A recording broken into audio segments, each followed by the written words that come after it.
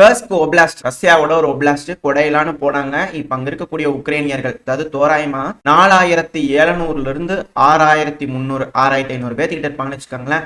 இந்த அளவுல இருக்கக்கூடிய உக்ரைனியர்களை உங்காட்டி எங்காட்டியில பயங்கரமா நட்டி அங்க மரம் நடி தட்டிட்டு இருக்காங்க. அது ஏர் ஸ்ட்ரைக் தான். எல்லாம் இந்த communication, electronic warfare, air defence system எதுவும் இல்லாதனால ஃபேப் 3000 தான் அங்கெல்லாம் பயங்கரமான டெலிவரி நடந்துட்டு இருக்கு. அதிகமான ஏர் ஸ்ட்ரைக்குகள் அந்த பகுதியில் நம்மளால பார்க்க முடியுது. அது மட்டும் இல்லாம பல வழிகளை சுத்தி வளைச்சிட்டாங்க ரஷ்ய தரப்புல இருந்து.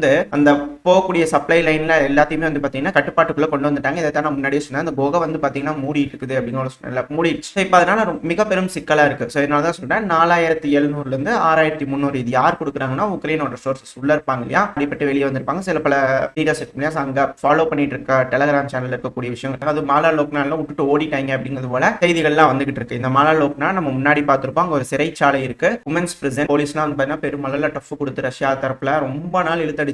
உக்ரைனால பிடிக்கவே முடியல.